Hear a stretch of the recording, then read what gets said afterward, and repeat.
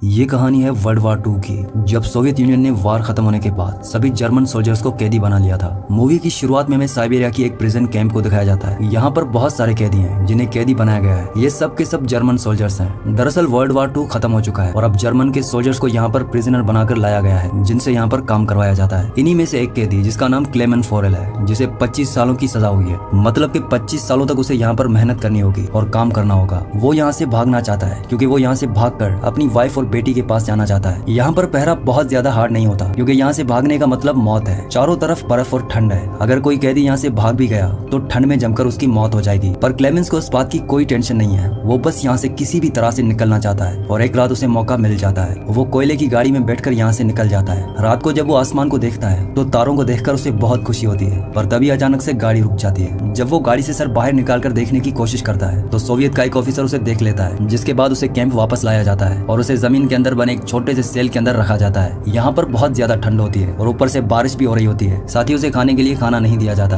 पर वो इस टॉर्चर से सर्वाइव कर लेता है। 3 दिनों के बाद वार्डन उसे बाहर निकालता है और कहता है कि तुम्हारे साथी तुम्हारा इंतजार कर रहे हैं। इसके बाद वो उसी जगह जाता है जहाँ पर उसके साथी होते हैं, जो उसे देखकर बहुत गुस्से में होते हैं क्योंकि पिछले 3 दिनों से क्लेमेंस की वजह से इनमें से किसी को भी खाना नहीं मिला होता और अब ये सब के सब क्लेमेंस के ऊपर अपना गुस्सा उतारते हैं। वो क्लेमेंस को बहुत बुरी तरह मारते हैं, जिससे क्लेमेंस बहुत जख्मी हो जाता है। जिसके बाद एक डॉक्टर, जो इन्हीं कैदियों में से एक कैदी है, वो क्लेमेंस का इलाज करने के लिए उसके पास आता है। क्लेमेंस कहता है कि मैं यहाँ पर रहकर मरना नहीं चाहता, मैं अपनी वाइफ और बेटी के पास वापस जर्मनी जाना चाहता हूँ। डॉक्टर कहता है कि यहाँ से भागना नामुमकिन है। अगर तुम यहाँ से भाग भी गए तो ठंड में मारे जाओगे, और सच ये भी है कि अगर तुम नहीं भागे तो भी मारे जाओगे, क्योंकि यहाँ पर सोवियत वाले जो तुमसे लेड की खुदाई करवाते हैं वो धीरे धीरे हवा के साथ तुम्हारी बॉडी के अंदर जाता है, जिससे इंसान को खतरनाक बीमारी होती है, जिस बीमारी से कोई इंसान बच नहीं सकता। और इसीलिए डॉक्टर खुद भी बीमार होता है। वो कहता है कि तुम्हें भागना जरूर चाहिए। वो उसे अपने गर्म कपड़े देता है और बताता है कि रेलवे लाइन पर जगह जगह खाना छुपा कर रखा गया है। उसके पास जो जूते होते हैं वो भी उसे दे देता है, साथ ही एक गन भी देता है। असल में डॉक्टर खुद भी यहाँ से कभी भागना चाहता था, पर अब जबकि वो बहुत जल्दी मरने वाला है, इसीलिए उसका यहाँ से भागने का कोई मतलब नहीं। इसीलिए उसने जो खुद के भागने के लिए तैयारी की होती है वो सारा सामान क्लेमेंस को दे देता है। साथ ही उसे वो अपना लंच बॉक्स भी देता है और कहता है कि अगर तुम यहाँ से भागकर सही सलामत बाहर पहुंच गए तो ये मेरी फैमिली को दे देना और उनसे कहना कि मैं अब इस दुनिया में नहीं हूँ। उसी रात को बर्फीला तूफान आता है, जिस तूफान में क्लेमेंस एक बार फिर से भाग जाता है। सुबह वार्डन को ये बात पता चल जाती है। वो डॉक्टर के पास आता है, पर अब डॉक्टर मर चुका है। वार्डन इस बात से बहुत गुस्सा होता है कि क्लेमेंस एक बार फिर से भाग गया। वो अपने सिपाहियों को उसको पकड़ने के लिए भेजता है, लेकिन किसी को भी उसका पता नहीं चलता। सब कहते हैं कि वो मर गया होगा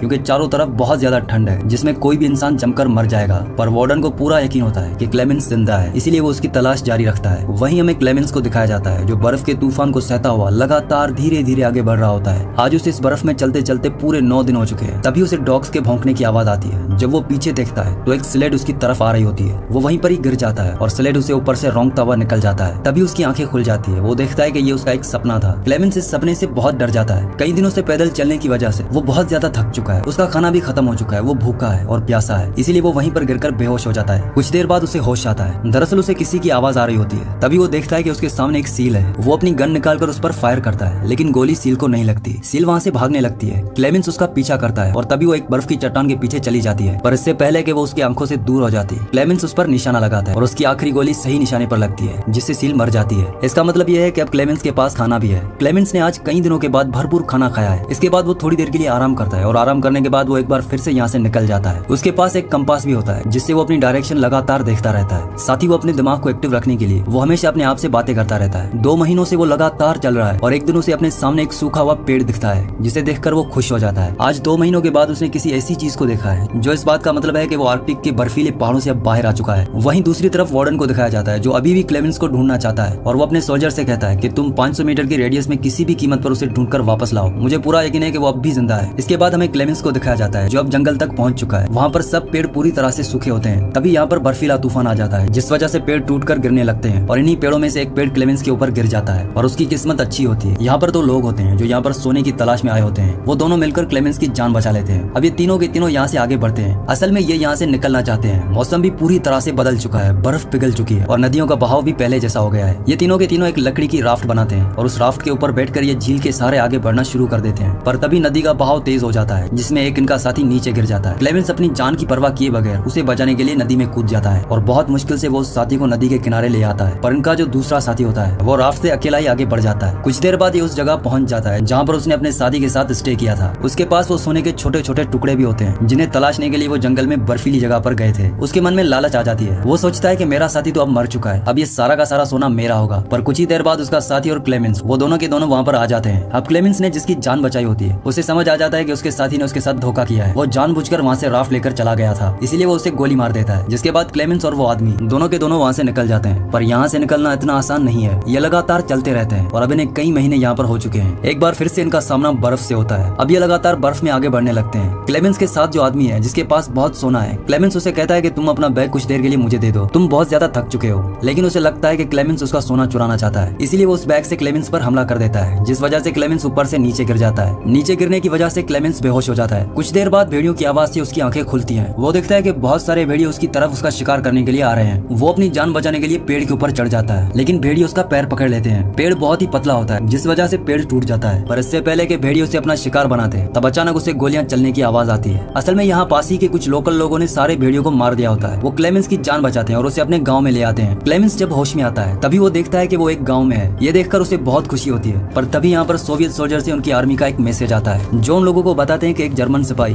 हमारे कैंप से भाग गया है। अगर किसी ने उसे शेल्टर दिया तो वो मारा जाएगा। ये जानने के बाद वहाँ के जो लोकल लोग होते हैं वो क्लेमेंस से कहते हैं कि तुम्हें यहाँ से जाना होगा, तुम्हारी जान को यहाँ पर खतरा है। वो क्लेमेंस को सफर के लिए बहुत सारा खाना और एक डॉग भी देते हैं, ताकि सफर में उसका एक साथी भी हो। अब वो अपने डॉग के साथ 1 साल तक पैदल लगातार आगे बढ़ता चला जाता है। एक दिन वो उस जगह पहुंचता है जहाँ पर बहुत सारे मिल वर्कर होते हैं। क्लेमेंस का डॉग उनके पास चला जाता है। क्लेमेंस अपने डॉग को बचाने के लिए वहाँ पर जाता है। मिल के वर्कर क्लेमेंस को पहचान लेते हैं, इसीलिए वो क्लेमेंस को अपने ओनर के पास ले जाते हैं। क्लेमेंस उसे अपनी पूरी कहानी सुनाता है, जिससे उनके दिल में उसके लिए रहम आ जाता है। इसीलिए वो क्लेमेंस को उस ट्रेन में बैठा देते हैं, जिससे वो यहाँ से बाहर निकल सके। क्लेमेंस ये सोचकर बहुत खुश हो रहा होता है कि वो जल्दी अपनी फैमिली के पास वेस्ट जर्मनी पहुंच जाएगा। अब रास्ते में एक स्टेशन पड़ता है। क्लेमेंस देख लेता है कि वहाँ पर सोवियत के बहुत सारे सोल्जर्स हैं। वो समझ जाता है कि मिल के ओनर ने और वर्कर ने उसके साथ धोखा किया है। दरअसल उन्होंने पहले ही वार्डन को ट्रेन के बारे में बता दिया होता है और वार्डन उसका स्टेशन पर इंतजार कर रहा होता है। पर इससे पहले कि वार्डन उस तक पहुंचता, क्लेमेंस अपने डॉग के साथ ट्रेन से उतरकर भाग जाता है। सोवियत के सोल्जर्स उसका पीछा करते हैं और तभी क्लेमेंस देखता है कि उसके सामने वार्डन खड़ा है। वार्डन उसे गिरफ्तार करना चाहता है, पर इससे पहले कि वो ऐसा करता तब उसके साथ जो उसका डॉग होता है वो वार्डन के ऊपर हमला कर देता है, जिससे उसे भागने का मौका मिल जाता है। क्लेमेंस यहाँ से भागना शुरू कर देता है। तभी उसे गोलियों की आवाज सुनाई देती है। वो समझ जाता है कि उसके डॉग को मार दिया गया है। ये देखकर क्लेमेंस को बहुत दुख होता है, लेकिन वो यहाँ पर रुक नहीं सकता। वो लगातार भागता चला जाता है। सोवियत के सोल्जर उसका पीछा कर रहे होते हैं। क्लेमेंस एक ब्रिज के ऊपर आ जाता है, जिसके नीचे से ट्रेन गुजर रही होती है। वो उस ट्रेन के ऊपर कूद जाता है और इस तरह से वो सोवियत के सोल्जर से एक बार फिर से बच जाता है। अब वो लगातार कई महीनों तक अपने सफर को पूरा करता है। वो बहुत भूखा होता है। वो एक मेले में पहुंचता है जहाँ पर बहुत लजीज खाने होते हैं, लेकिन उसके पास पैसे नहीं है। वो देखता है कि 2 लड़कियां पैनकेक बेच रही हैं, पर वो उसे खरीद नहीं सकता और वो वहाँ से जाने लगता है। तभी उन 2 लड़कियों में से एक लड़की को उस पर रहम आ जाता है। वो एक बच्चे को पैनकेक का टुकड़ा देती है और कहती है कि उस आदमी को देखे आओ। क्लेमेंस उसे खाकर बहुत खुश होता है। असल में वो अब सेंट्रल एशिया तक पहुंच चुका है। यहाँ पर एक पोलिश ज्यूइश आदमी उसे देख लेता है। उसे उस पर शक होता है। इसके बाद वो उसका पीछा करता है। क्लेमेंस एक चर्च में जाता है जहाँ पर वो प्रे करता है। तब वो ज्यूइश आदमी उसके पास आता है। वो उससे कहता है कि मैं भी एक बेरिजनर था, तुम टेंशन मत लो, मैं तुम्हारी मदद करूंगा। और वो उसे अपने घर ले जाता है, जहाँ पर उसने कई सालों बाद शेव की है और आज वो कई सालों बाद अपने असली रूप में आया है। वो ज्यूइश आदमी उसके लिए एक पासपोर्ट बनाता है और कहता है कि तुम अपने घर वापस जा सकते हो। क्लेमेंस बहुत ज्यादा इमोशनल हो जाता है। वो ईरानियन बॉर्डर पर जाता है, जहाँ पर अपना पासपोर्ट दिखाता है और उसे बॉर्डर क्रॉस करने की इजाजत मिल जाती है। क्लेमेंस ये सोचकर बहुत खुश होता है कि अब वो अपने घर और अपनी फैमिली के पास वापस पहुंच जाएगा। और जब वो ब्रिज को क्रॉस कर रहा होता है तभी उसकी आंखों पर रोशनी पड़ती है और अगले पल वो देखता है कि उसके सामने वार्डन खड़ा है। वो पीछे मुड़कर देखता है और उसे एहसास होता है कि अभी भी वो सोवियत की जमीन पर है। इसका मतलब यह है कि वार्डन उसे गिरफ्तार कर सकता है। ये देखकर वो पूरी तरह से टूट जाता है, क्योंकि उसकी 7 साल की मेहनत बर्बाद हो गई।